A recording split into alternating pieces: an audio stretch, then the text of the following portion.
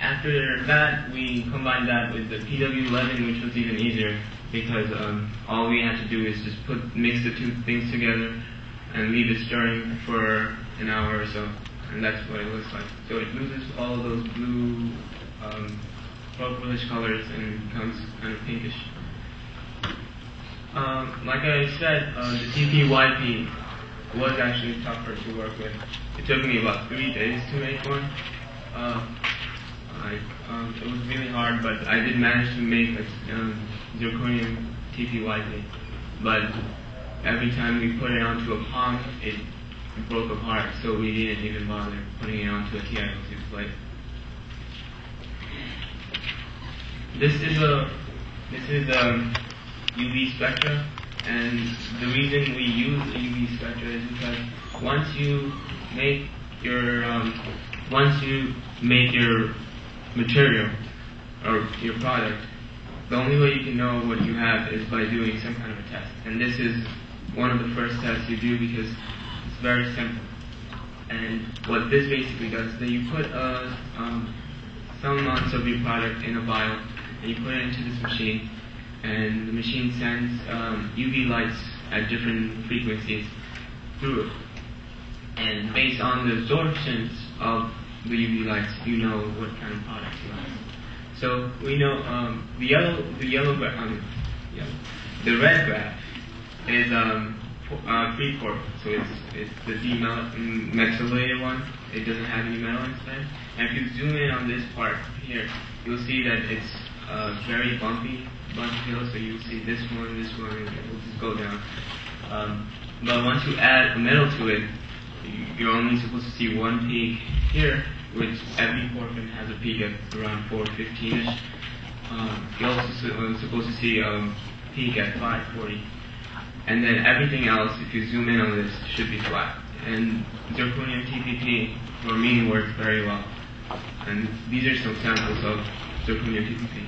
This is the acetate version of it, this is the dichloride version of it. Those are just two different versions. They're just powdery, purplish colors, like I said earlier. The zirconium TPYP, it was very hard to make, but like I said, we did manage to make it.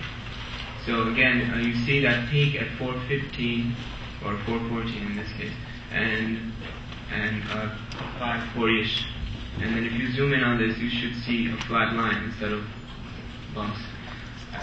On this graph, you can see that the line is not straight because we know for a fact that we didn't do it so well. It was already hard enough.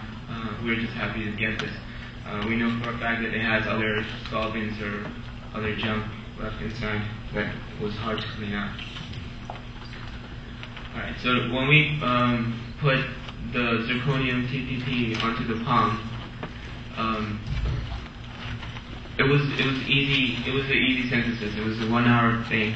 But when we took the UV vis, everything that from the literature we know that everything is supposed to move over about 10 nanometers. So from 416 it should go to 425, 426, and here I'm looking at green right now.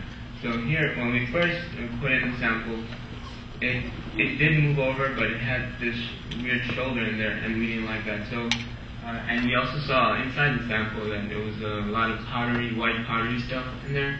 So we figured to clean that, and when we cleaned that and we took the UV vis again, we got this huge shoulder at 411, and we had no idea what was going on. But we wanted to keep going, so we put in hexane, which what that does is that if you have solution and you put it in a solvent that the solution does not like, the stuff that you want tends to clump together, and the stuff that you don't want dissolves in the solvent that the solution doesn't like. So in this case, hexane dissolved everything else that we didn't like and kept all the zirconium TPP porphyrin together. And when we washed that out, we took the UV vis and we got that red graph, and we did get red shift to about 10 nanometers. So everything moved over to the right about 10 nanometers. And here's some examples so that they lose their purplish colors and they become pinkish, reddish colors.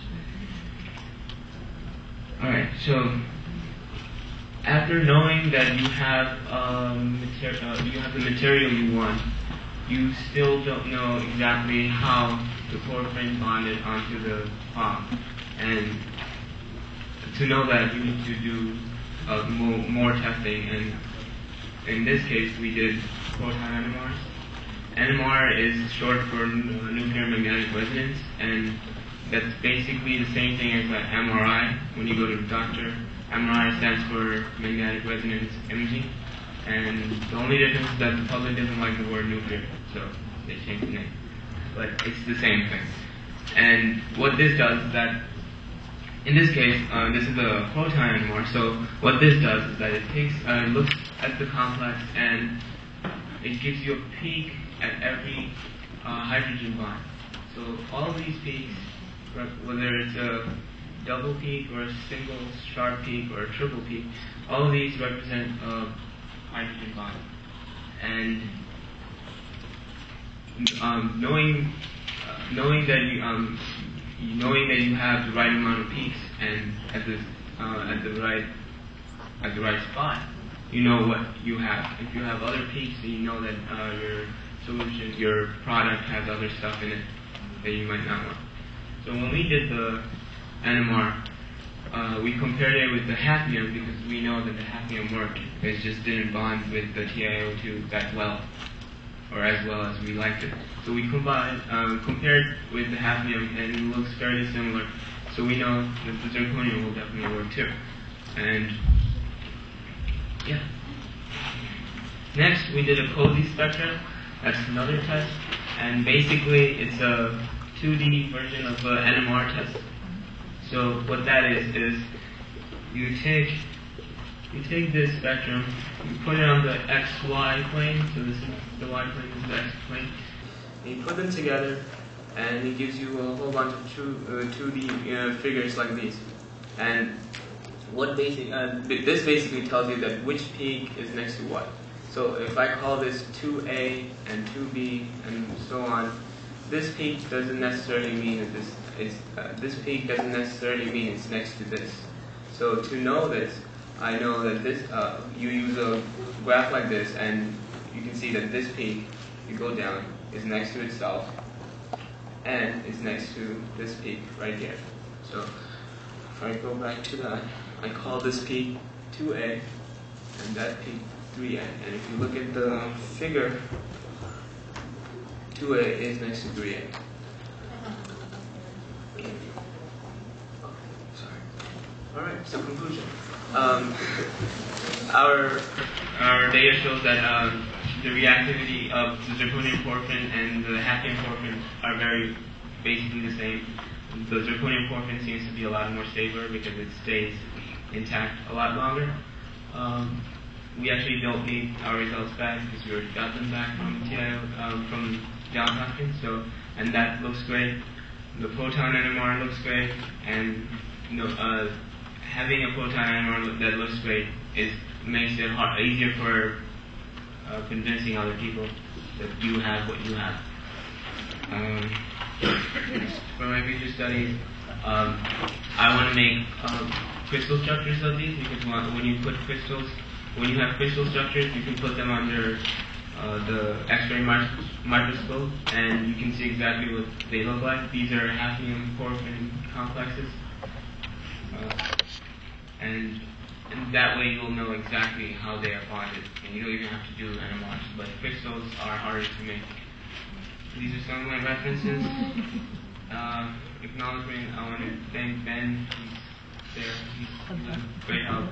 Professor Drains, Francis Stoney, all my lab people, and Dr. Sad, Dr. ACS, and Dr. Hill, and this one.